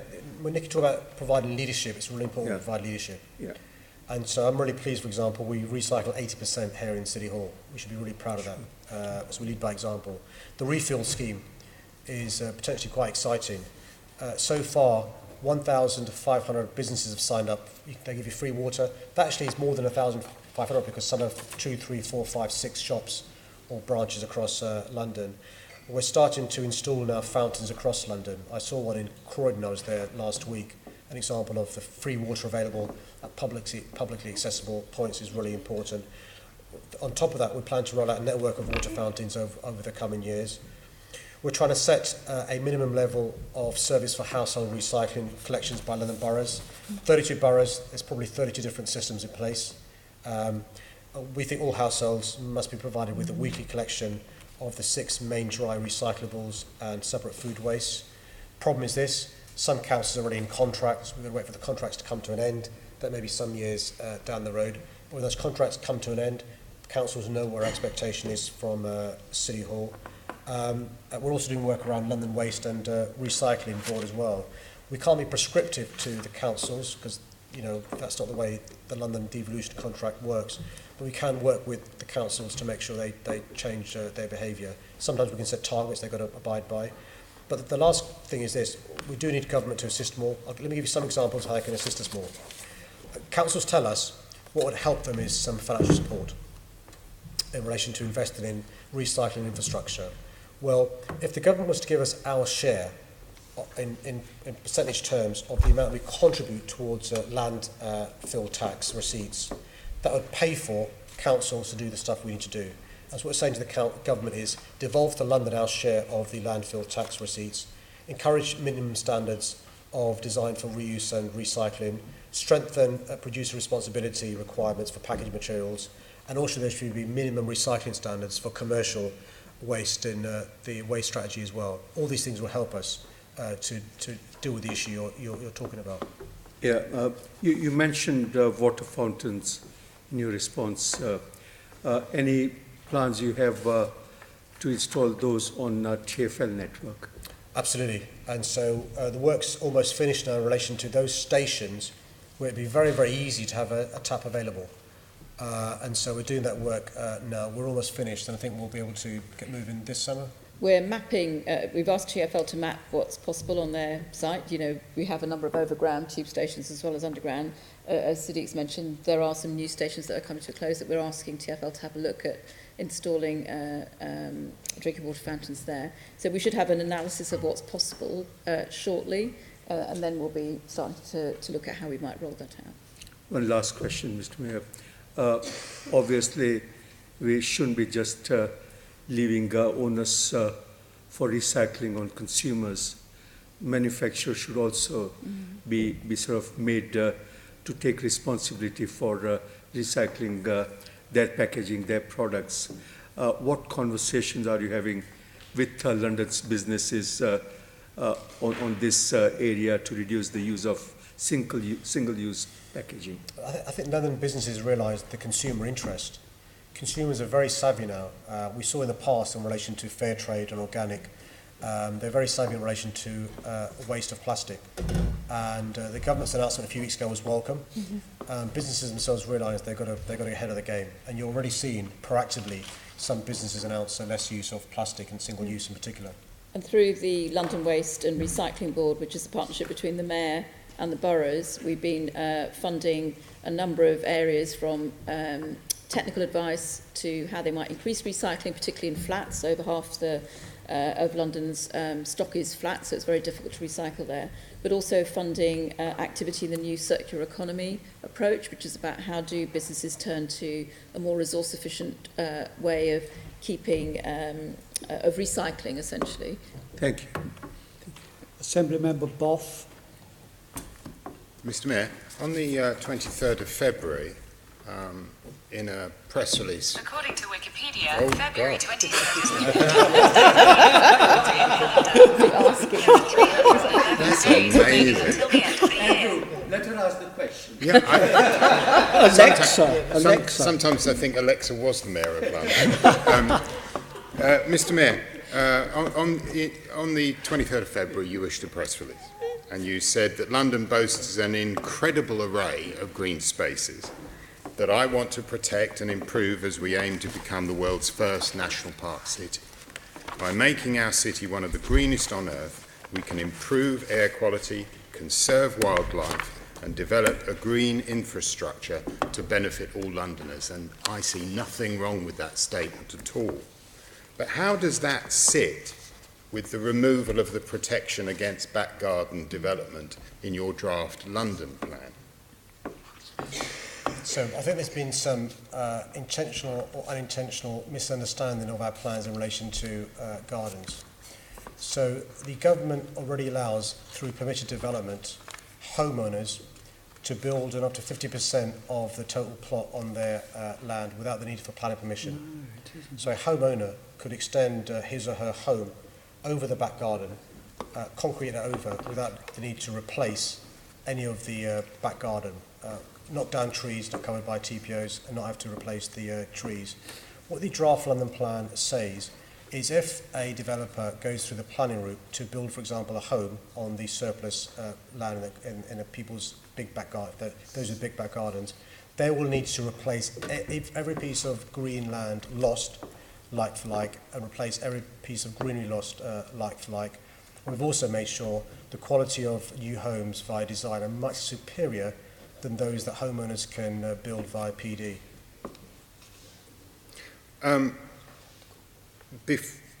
Before the London Plan protection was brought in, London Wildlife Trust estimated that 500 gardens or parts of gardens were being lost a year due to housing development. That's equivalent to about 6 hectares a year.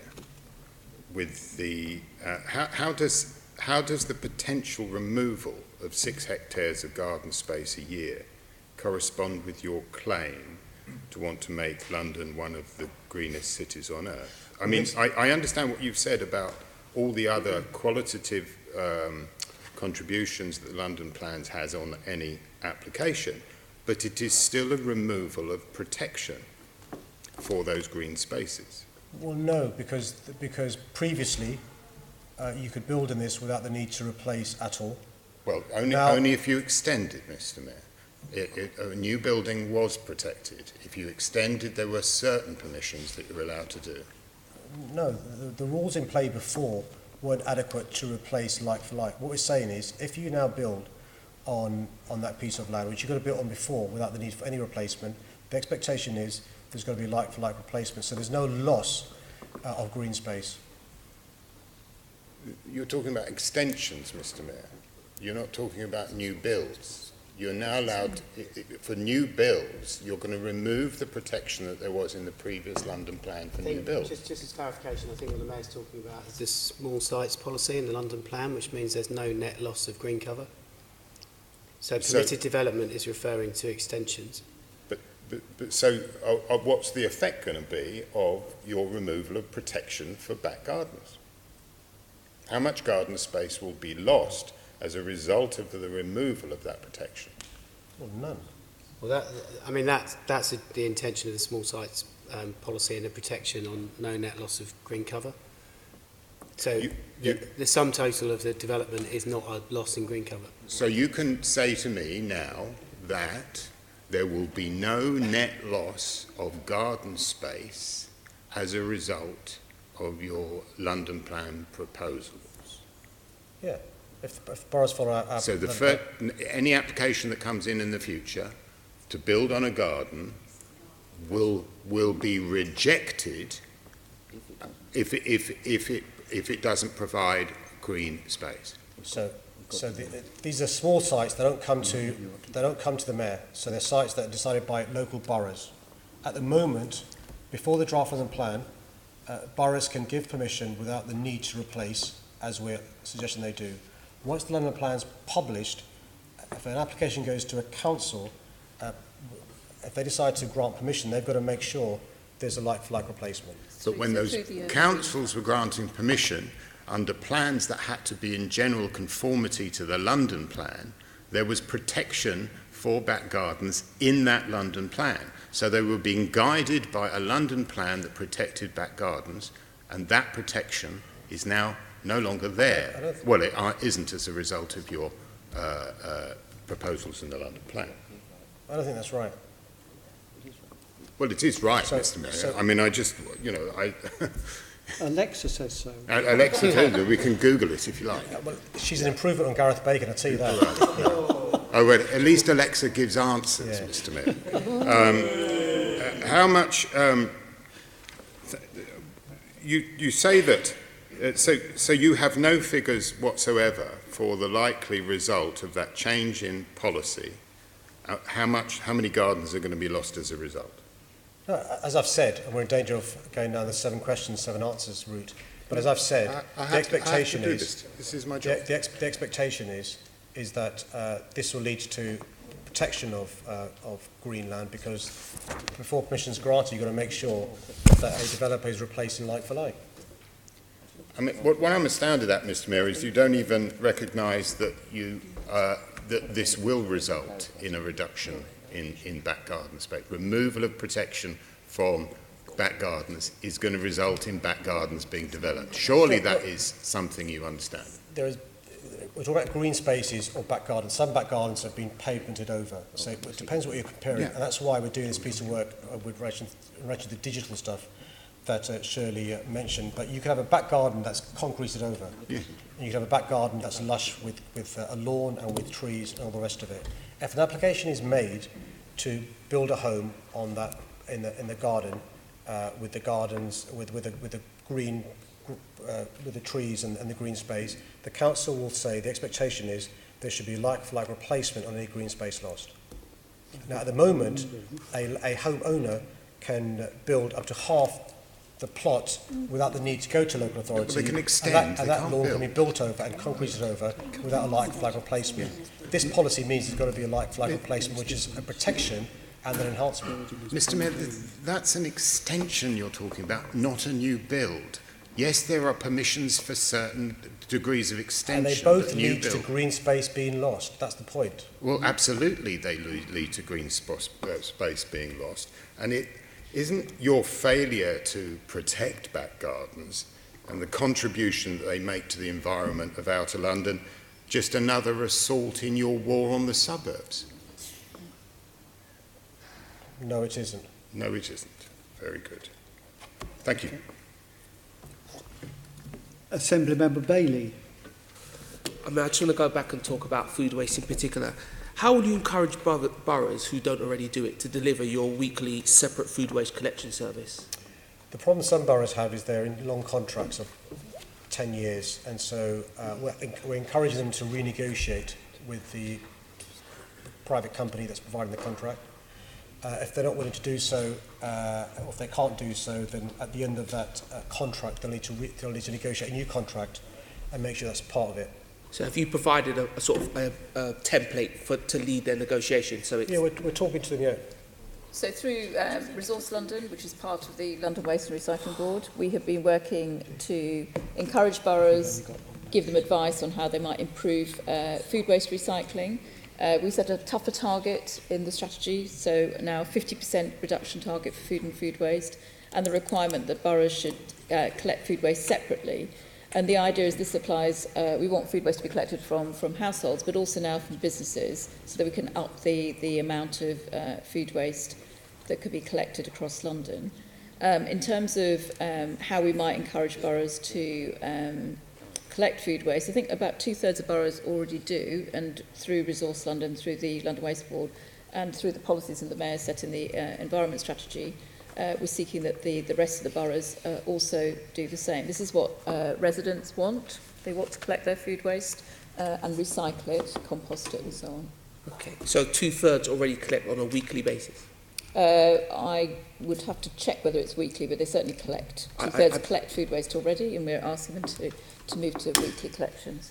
Because I wonder, Mr Mayor, what conversations you're having with boroughs in the background, because in a recent environmental committee, let me try and get these words right, Mayoral, it was suggested by your deputy mayor that you would use your mayoral direction to force boroughs to do it or not. Is this policy that important to you that you would say to a borough, okay, you have to do it this way and then use those powers? Well, these targets are there. I suspect that refers to when the new contracts begin. So you can't. Yes. So I think in a number of things, I think it's unfair to pay for a contract to be bought out of. So it's not fair for us to pay for a council to buy out a contract from private companies. So what we're saying to councils is, see if you can renegotiate. If you can't, the expectation is when a new contract begins, you've got to make sure you do this. But what will you do when the expectation is not met? It may not be met. Because one of the thing I'm thinking of, London is vastly different. Different boroughs have different challenges. What if one borough decides it's just too much for them? Are you prepared to support them financially in order to mitigate having to use this power, or will you just go to this power? Oh, we're lobbying the government for more resources for local authorities in relation to this area and other areas. Local authorities, you will know this, are stretched. Yeah, we can agree on that. And stuff. And so the good news is, actually, the experience we have with the 2/3 who do it is it's not necessarily more expensive. We think it's a good way to address the issue. So if they're going to meet the targets, I'm not really sure how else they're going to do it without doing that. But we understand they can't do it straight away. So we're being reasonable about saying when the contract comes to an end, expectation is in the new contract, food should be collected and 6 separate dry recyclables. There's already some good practice already. The South West London Partnership have come together and got some amazing savings across the 4 boroughs. South East as well. Across the 4, the collection and disposal, which they can recycle back into the service, and they're seeing some very good results, I think, in that borough. I see that. I think what I'm trying to narrow in on, at what point how important is this to you, Mayor? At what point will you say to a borough, you have to do this, it's part of my strategic plan? Have you spoken to borough leaders about this? Is it something that your team's discussing? Because it is possible a borough, for umpteen different reasons, might say no. When would you use that power? I think borough leaders would want to understand that. I think that's one that we can take. I mean, we're in constant contact with the boroughs, and so far it just hasn't been necessary to. It's one where we work together, and we've worked successfully with City of London, Bromley, and Waltham Forest, and the West London Waste Authority to actually embed these principles into the new contracts when those contracts come up for renegotiation. I accept that. It's a power of last resort. We don't want to use it. This is what I'm trying to understand, because of course there's the low-hanging fruit, the boroughs who already do it. There's the boroughs who've seen the light and are ready to do it. But there will be some boroughs who won't do it. I'm just trying to establish, how important this is to you. We don't want to get there. I mean, I think persuasion and addressing. I think you've hit the nail on the head. It's addressing the concerns and the obstacles there is for a local authority why they wouldn't do it. And we're trying to understand that. We don't think any of those obstacles are insurmountable. And that's why we have the conversations. And you've seen some of the names of those who've come on board recently, which is very encouraging. Thank you for that. But ultimately, it'll probably come down to cash. And if it's a mayoral policy, shouldn't the mayor pay and not ask the government to pay? Well, that's a government policy, so I'll pass that on to the government minister when I see him later on, that Sean Bailey said. Please do. It's a government policy, government should pay for it. No, I'm saying it all around. If your strategic body, you're saying, I want you to do it this way. Okay. At what point would you consider financially helping a borough to do that? Well, I think the short answer is we haven't got the money to do so. Okay. So we've got to make sure that we persuade local authorities to do so. But I've taken on board your point about money follows policy, and I'll be making that point to Michael Gove later on today. I didn't make that point, but you're quite, you know, Okay. you say anything you like to Michael Gove. Andrew, what does Alexa say? Assemblymember Cooper. Thank you very much, Chair. So I was very tempted to ask you about plastic and introduction of water fountains, National Park City, and a number of other initiatives, but I got gazumped by some of my colleagues. No question. No, but I am going to ask you, because I don't think they quite understand the All London Green Grid, which sounds very technical and in one sense is, but does speak very strongly to some of the points that have been made by Assembly members during this debate and discussion of the strategy about the need for trees and tree cover and making sure that London is a place that is a healthy city. And I just wondered if you could tell us a little more about when the update to the All London Green Grid is going to be with us, because I think this is such a key document tying together so many aspects of what we're trying to achieve in terms of making life really livable for Londoners. Yeah, and you're right in relation to its importance. My understanding is this is seen as a supplementary planning guidance to the London plan. So the examination in public of the draft London plan is, I think, later on this year and next year. The London plan should be published in 2019. So we're going to begin work on the grid later on this year in preparation for it being an SPG to the London plan 2019. Is that? That's right. But in the meantime, we're publishing or doing some work and publishing sort of various maps and other data that will help people in the meantime. We're trying to make sure that through our funding programmes, like the Green Space funding that was announced today and other funding programmes, that we embed all those great approaches to biodiversity and land management through those funding programmes as well. Well, that's really useful to know that the green infrastructure maps are going to be coming out soon for people to get engaged in that process. Could you tell us a bit more about the criteria for identifying what might be considered to be the priority areas? It's largely around areas of deficiency in public open space. So what we're trying to do is make sure that although we are very green in London, the accessibility for people to publicly accessible open space there are gaps across London. So what we're trying to do is map those. There is an indicative map, I think, in the strategy, but also the London plan. So that as we start moving forward, for example, we've just used that map as part of our criteria for the Green Space funding programme that we've announced today, that when we start looking at opportunity areas, new housing developments, that we start to understand if they're in an area of deficiency. So one of the things we'll be saying to them as part of this approach in the London plan for an urban greening factor, for biodiversity net gain, what might they do to contribute to alleviating that deficiency, and what more might they do to helping meet the Mayor's targets on green infrastructure? Now, one of the things that the Mayor did very soon after arriving in City Hall was to uncover the hidden report about the problems and issues of air quality around some of the schools. Are you going to be incorporating demographic data into the work that you're doing on identifying these priority areas? Because I think, you know, the worst air quality hitting the Londoners who suffer the most, are we going to be able to use that same approach in terms of green infrastructure improvements, which I think is so essential? Mm-hmm. No, definitely. I think, you know, a number of factors are taken into account, but that is definitely a consideration. I mean, and on that, as a consequence of that data, we undertook 50 separate schools audits to see what we could do around these 50 schools around London to address the issues of poor quality air in those schools.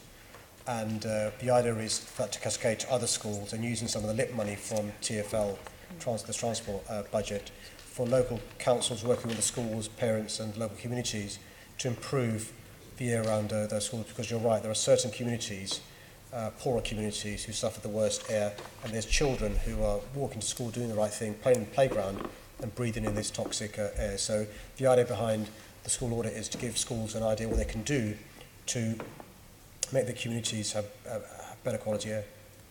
Thank you very much, Mr. Mayor. I suspect I'm going to be very shortly out of time, but I think improving, and also for the mental health side of things for Londoners, I think access to green space. We had Mental Health Awareness Week just last week, and so many people say tranquil green space is really important for them.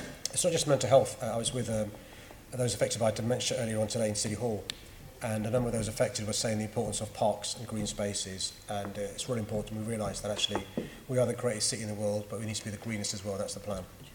Thank you. Thank you very much. Thank you, Mr. Mayor. Thank you, Deputy Mayor. Thank you, Assistant Director, for attending the session. Thank you so much. Thank you. Thank you. Right.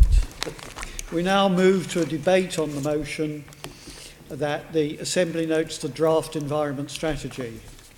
In a moment, I will ask members whether there are any amendments to that motion or any other motions to be moved. Can I remind members that in accordance with Standing Order 319F, which we're all familiar with, and the provisions of Section 42B of the Greater London Authority Act 1999 as amended, any motion proposing rejection of the strategy requires at least 2/3 of Assembly members present and voting to vote in favour in order for that to be carried.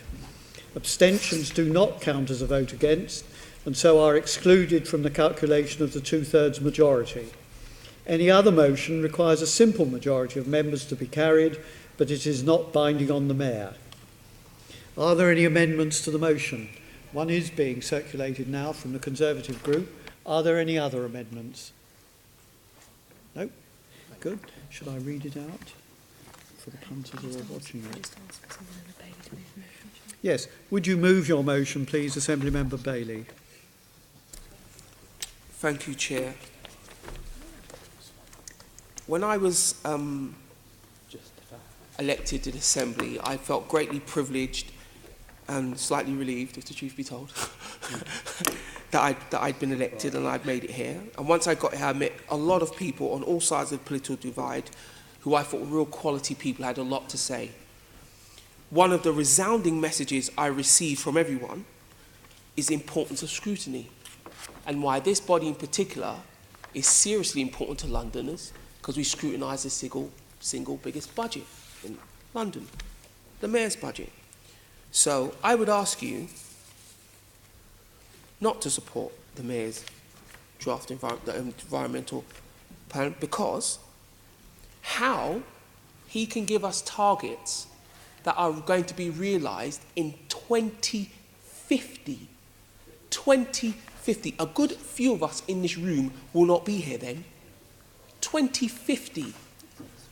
2050, with no real measurements in between. It is impossible for us to carry out the work of this body with these kind of lack of metrics. And remember, this Mayor has form on this.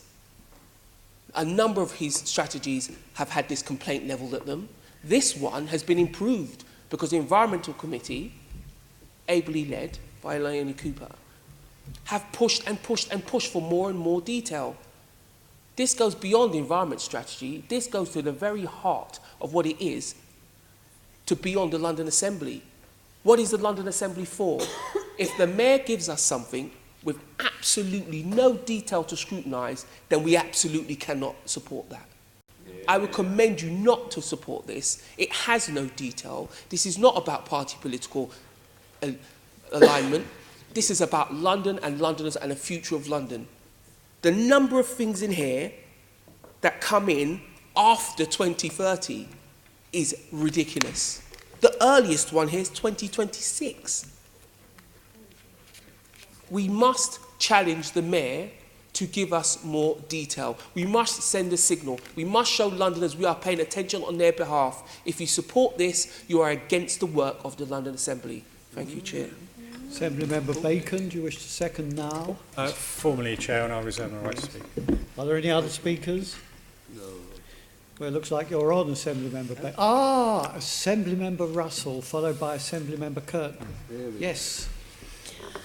Thank you, Chair. There's an awful lot in the strategy that is really good. And, you know, we've got an ambition for a zero carbon city by 2050. That is absolutely essential if we're going to tackle climate change.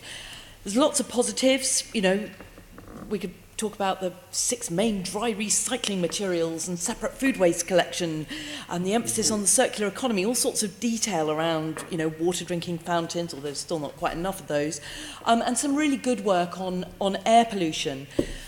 The Green Group really, you know, we agree there's a problem with this lack of interim targets. We think it's really inadequate that the CO2 emission reduction targets are weaker than in the former strategy. The 65% recycling target by 2030, it's just too late. The target to increase the number of trees by 10%, there's very little detail about how we're going to get there. And then there's all the missed opportunities. We're stuck on pilots around retrofitting. There's no policies, a bit more detail to switch to real nappies. Which would really help with our recycling, as people will learn later this week in the Environment Committee.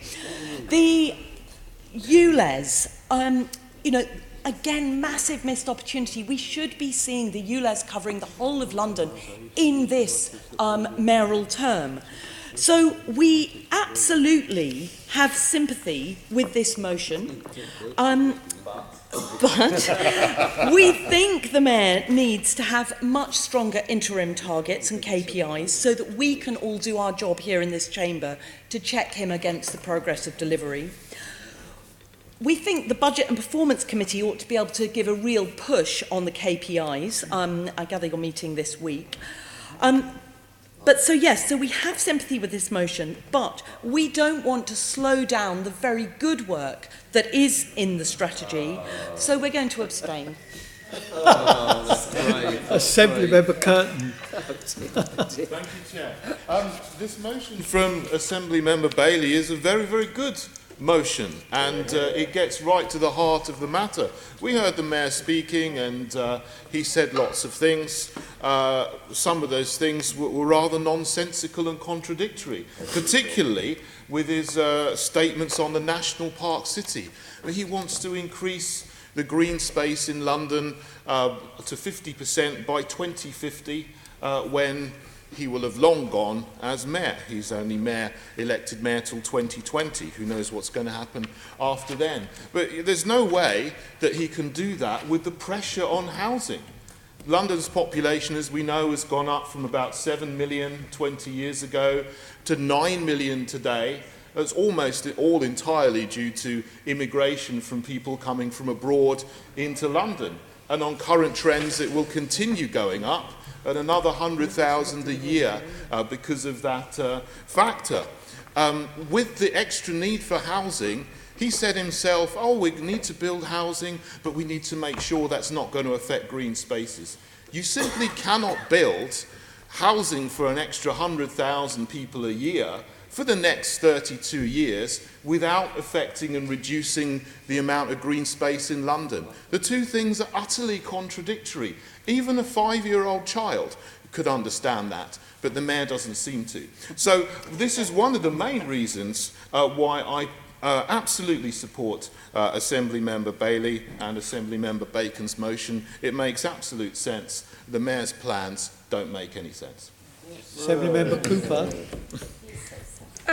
I'm slightly disappointed, really, that Assembly Member Bailey and Assembly Member Bacon have decided to move this motion. I agree that we are here to bring scrutiny, and having had the privilege of chairing the Environment Committee over the last 2 years, I do think we have put quite a lot into the scrutiny around all of the environmental areas that are now brought together in this really interesting single document. And it does have a series of addendums that travel with it, as well as the solar action plan and the fuel poverty action plan. So if we go back to my very initial question right at the beginning, I am very keen for the Mayor to be getting a bit of a wriggle on. Actually, I think Licence Light took from 2009, when the previous Mayor started it, until the matter was brought forward to even a faintly successful position only last year. So that's actually 8 years that it's taken to do that. So that's why I want the Mayor to be pursuing, first of all, white labelling. And I'm very pleased to hear that the ODU tender has already gone out for Energy for Londoners. That's why I was really pleased to see that the area on climate change mitigation and energy now includes 5-year carbon budget. So that gives the Environment Committee, now under the chairship of Assembly Member Russell, something that we are going to be able to come back to, just as we are many of the targets that are contained within the addendums that travel with the overall strategy. We've also got the stronger targets now on the area of food waste, which you yourself were questioning on, Assembly Member Bailey. And I think that those stronger targets to cut food waste by 50% by 2030 will require the reletting of the contracts. And we know that there are 17 contracts with local authorities and which are going to be up in the next couple of years. So they can start to rewrite those contracts with the help perhaps of people from City Hall. You know, we've had the discussions in the Environment Committee about how far the Mayor might enforce changes to those contracts. But we've heard very strongly from the Environment team here that they want to work with the local authorities across London. Look, London's a very, very large city. We've got 32 boroughs that have a huge impact on environment around the city and, of course, the City of London. And in many ways, we sit as a strategic authority and have to work very closely with the boroughs to see things through. And I think what shines through the document for me is that there is a huge desire to start making an overall position across all of the different areas of the environment shine through this one strategic document. There may be more that we want to do over the next 2 years in terms of monitoring to see that the strategy is being fully implemented. But if we just take the area of air quality, and this is going to be my final remark, the Mayor arrived, he's talked about air quality almost every week. He was out to consultation as quickly as he could be to implement the T-charge, which is already actually existing from October 2017. He's brought forward the date for the implementation of the ultra-low emission zone in the centre of London, and that is then going to be expanded as soon as possible. And I think that is a statement of intent from the Mayor and the Environment team here, and I would strongly reject this motion. I think we should be supporting and pushing further for sure, but to say that we're going to completely reject the Mayor's environment strategy, I think would be a huge mistake. And I don't really understand where Assembly Member Curtin was coming from. He says he supports the motion and then spoke about something completely different. This is to do with lack of scrutiny and not to do with the issues about additional people moving into London, which of course you had to throw into the argument, as you always do. So please reject this amendment from Assembly Member Bailey and Assembly Member Bacon. Thank you. Assembly Member Boff. I mean, what's the worst thing that's going to happen by you voting against this, Assembly Member Russell? The worst thing that's going to happen is that there will be a couple of weeks' delay while the Mayor addresses what the Assembly says and comes back to us with a renewed environment strategy with those interim targets in it. That's the worst thing that's going to happen. And bearing in mind the timescales of the environment strategy, isn't it worth those couple of weeks? Isn't it worth you actually, as a Green Group, and it's your area here, you know, this is your specialism, as a Green Group saying, no, we don't want the environment to be treated just as a talking shop, we want serious targets to be delivered. And that's what would happen if you voted with this motion today. It would get, and we persuaded enough members to do so, it would come back in a better form. The trouble with this Mayor is that everything is a marathon and not a sprint. Absolutely everything. There's no delivery now. There's no delivery in the short term. Everything is put off until after his term of office will end. So I urge the Greens to readdress. I understand your positions. This is such an important policy strategy for you that I think it might be your time to actually say, yes, this is so important, we will vote against so that we can deliver a proper environment strategy that meets our political objectives. Yeah. Assembly Member Bacon. Very briefly, Mr. Chairman, because my colleagues have really said everything they need saying. The strategy is a wish list, not a strategy. It's a set of relatively vague objectives. The distance between now and the achievement of those objectives is so far off into the future. I suspect that some of us here won't be alive when those dates are achieved, and certainly most of us will not be members of the Assembly anymore, and the Mayor is unlikely to be the Mayor anymore. For it to have any meaning, there have to be a set of measurable objectives contained within it. And I suspect that this is going to be an objection that we will be raising again and again and again as we see more and more of these MEL strategies brought to us. We know this Mayor doesn't like being held to account. We know that he doesn't like setting out targets because he knows he may well fail them. Well, trying and failing is one thing, but not even trying at all is something altogether different. This strategy doesn't contain anything that the Mayor can be held accountable on, and I think it should be rejected. It should be brought back here with some measurable targets set to it, and we can hold him accountable to that, not to this. I will now conduct a vote on the amendment in the name of Assembly Member Bailey. Oh, would you like to sum up? Forgive me. What he said. Excellent. That's what I thought. That's why I went straight into it. I will now conduct a vote on the amendment in the name of Assembly Member Bailey. That amendment seeks to amend the motion in my name as set out in the agenda to propose rejection of the Mayor's draft environment strategy. The amendment requires a simple majority in order to be carried and amend the substantive motion before the Assembly. If carried, the substantive motion as amended would then require at least 2/3 of members present and voting to vote in favour in order to be carried. Can I now call for votes in favour of the amendment? Those in favour of the amendment, please show. 1, 2, 3, 4, 5, 6, 7, 8, 9. That's 10 in favour, Chairman. And those against, please show. That's 1, 2, 3, 4, 5, 6, 7, 8, 9, 10, 11, 12. 13 against, Chairman. That falls. The amendment falls. Are there any other amendments or motions? Do you know, I was quite surprised by that. Can I now put the motion in my name, which is to note the draft environment strategy? Those in favour, please. Yeah, agreed. Okay, thank you. The motion in my name to note the draft environment strategy has been agreed. This concludes the Assembly's consideration of the draft environment strategy. Is there any other business?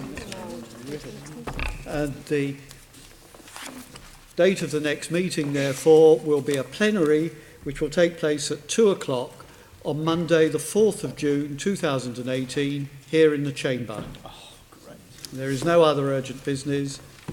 Where are you going?